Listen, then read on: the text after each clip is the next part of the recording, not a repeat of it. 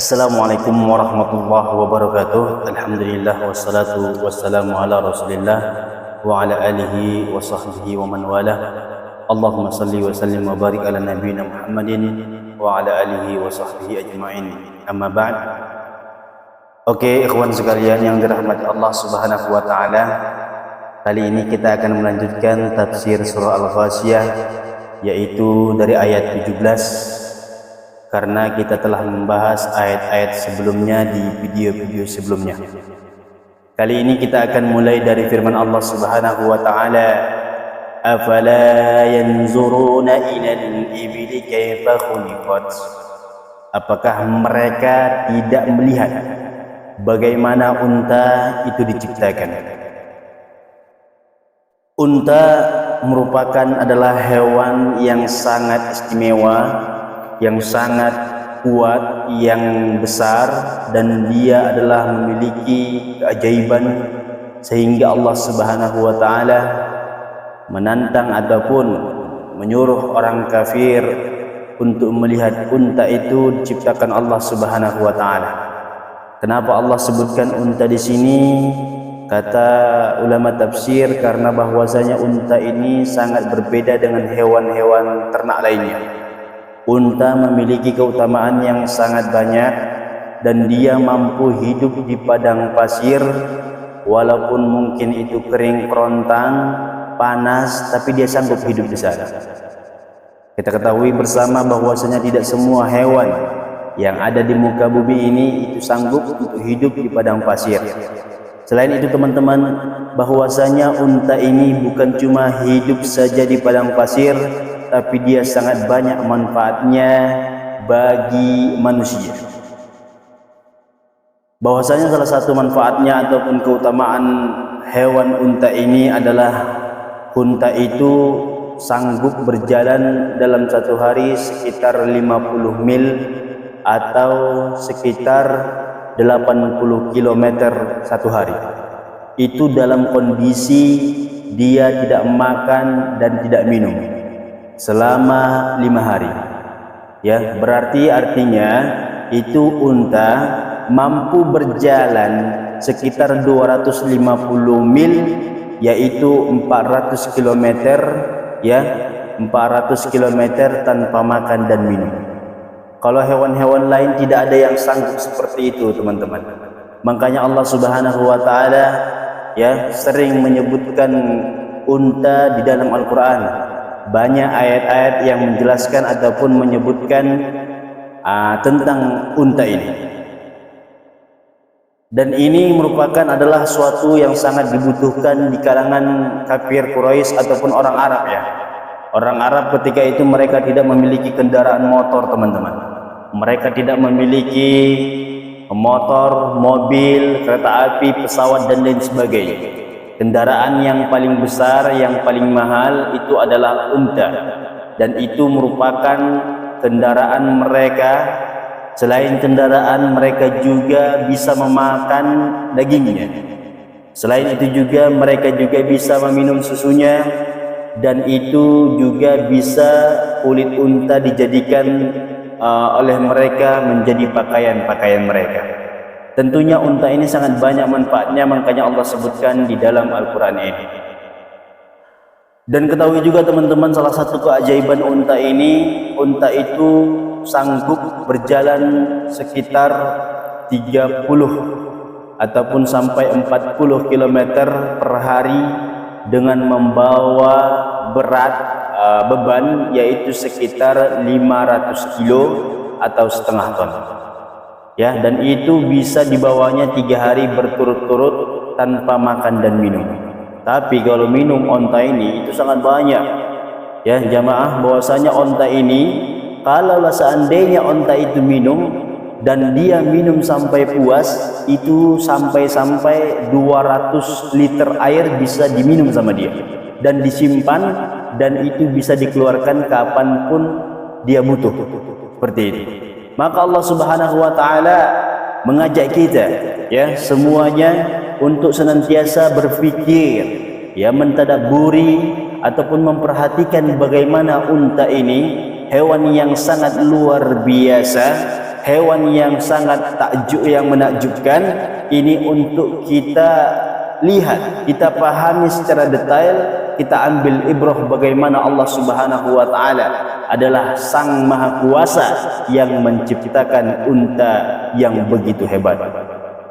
Bahkan di dalam ayat yang lain Allah mengatakan bahwasanya unta itu bagaikan perahu.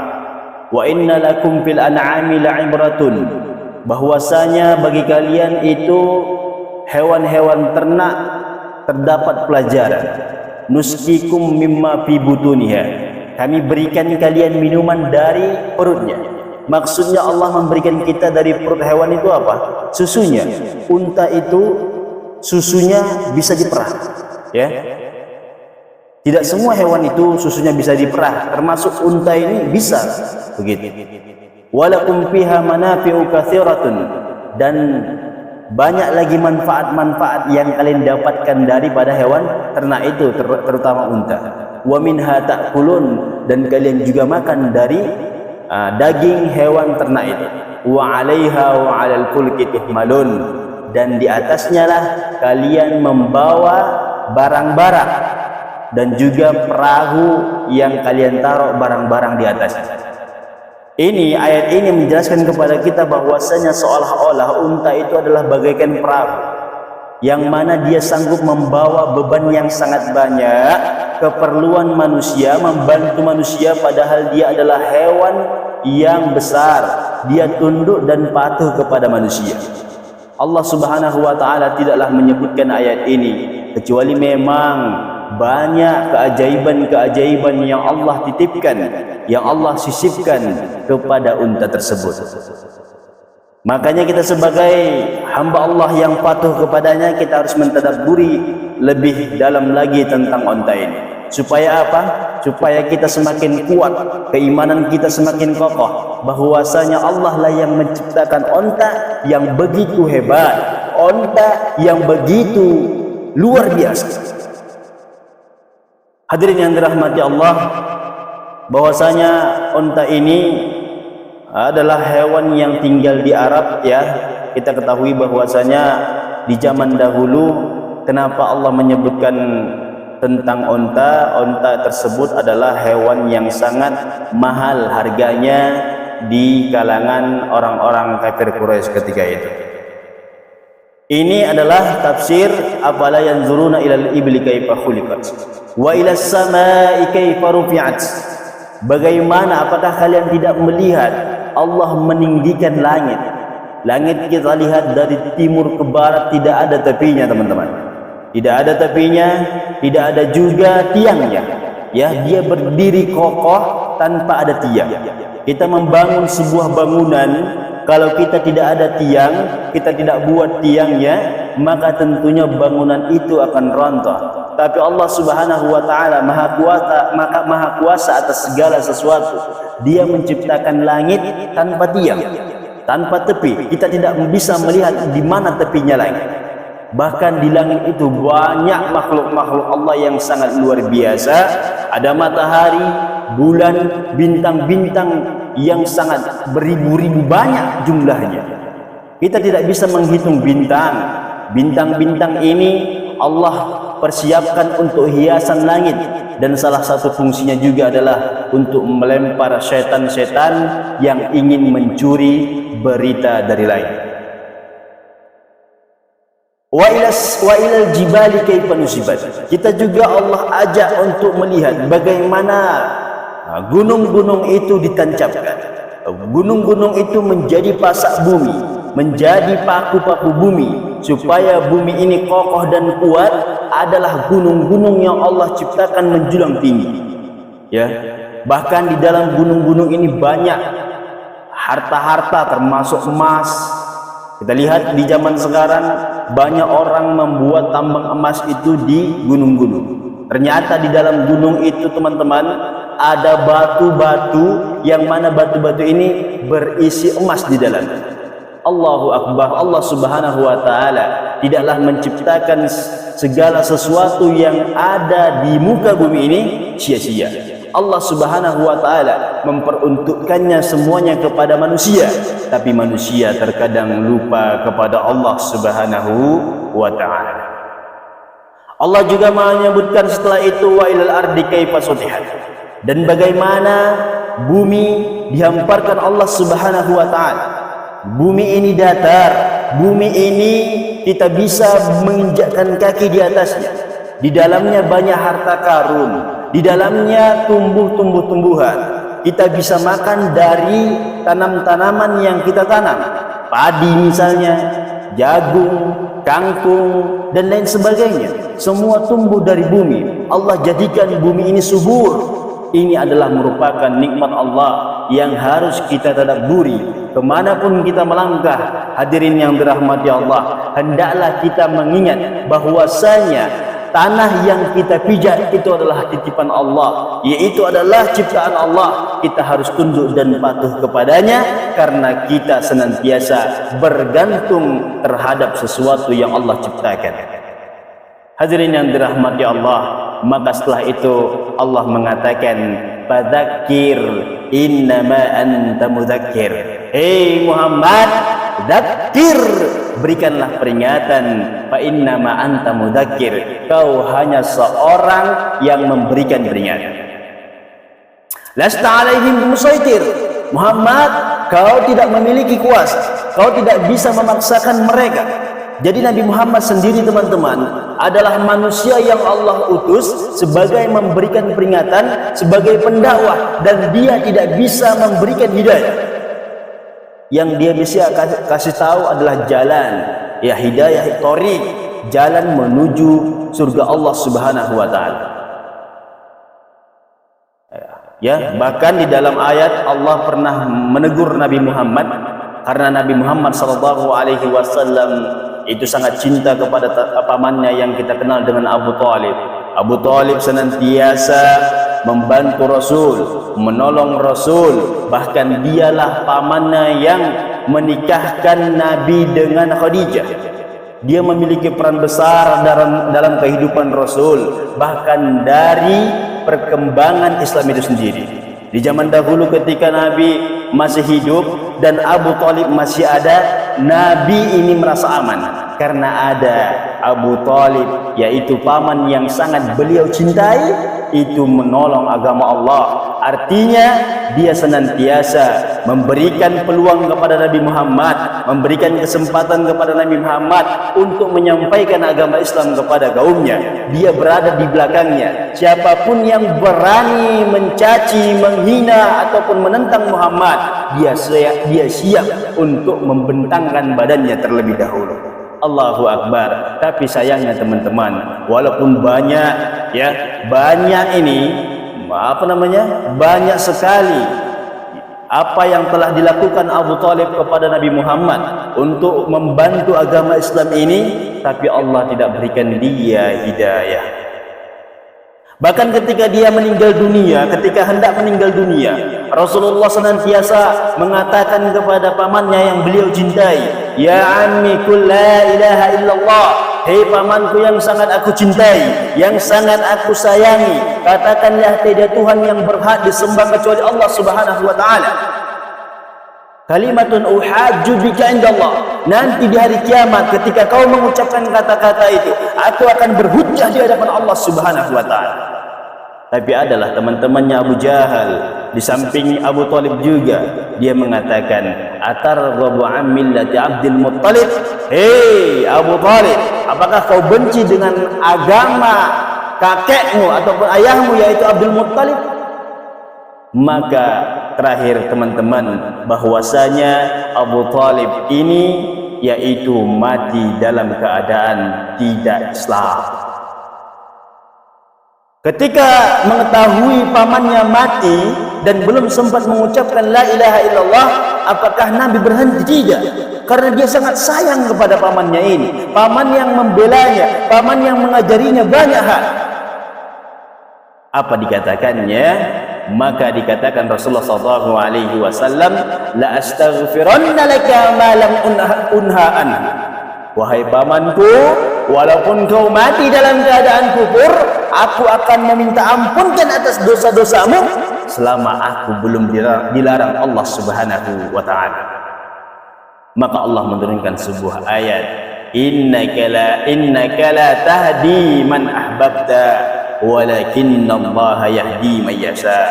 Hei Muhammad, kau tidak akan bisa memberikan hidayah kepada orang yang engkau cintai, walakinallah, akan tetapi Allah Subhanahu wa taala yahdi man yasha, dialah yang memberikan hidayah kepada orang-orang yang Allah kehendaki. Allahu Akbar. Tapi walaupun begitu teman-teman, di dalam riwayat disebutkan bahwasanya Abu Thalib ini mendapatkan keringanan azab karena dia memiliki peran yang besar dalam perkembangan Islam di Jazirah Arab ketika itu, terkhusus di Mekah. Dia dikatakan dalam riwayat bahwasanya dia akan mendapatkan azab di neraka, dipakaikan sendal di kakinya, dipakaikan sendal di kakinya. Lalu karena saking panasnya membuat kepalanya, otak-otaknya itu mendidih. Na'udzubillah summa na'udzubillah min dzalik. Ini adalah azab yang paling ringan yang Allah siapkan di neraka. Bagaimana azab yang sangat pedih di neraka? Na'udzubillah summa na'udzubillah min dzalik. Lasta alaihim bimusaitir. Hei Muhammad, kau enggak bisa mengatur mereka. Tugasmu adalah menyampaikan. Kita juga teman-teman, kita tidak bisa memaksakan orang. Kita memiliki keluarga mungkin yang mereka suka bermaksiat, atau keluarga kita yang tidak kenal hidayah, atau keluarga kita yang tidak kenal Islam. Kita tidak bisa memaksakan mereka untuk masuk ke dalam Islam, untuk mendapatkan hidayah. Tugas kita apa? Tugas kita sama seperti tugas Nabi, yaitu adalah menyampaikan kebaikan kepada mereka, menyampaikan kebenaran kepada mereka. Setelah itu kalau mereka terima, alhamdulillah. Kalau tidak juga jangan putus asa, karena sesungguhnya kita telah melakukan apa yang harus kita lakukan.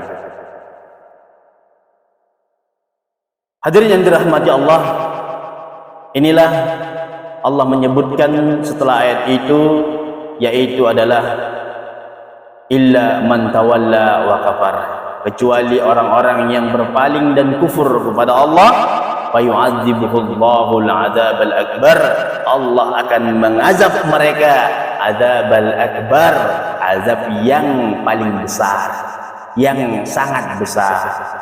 Kalau besar saja di dalam bahasa Arab itu menggunakan kata kabir.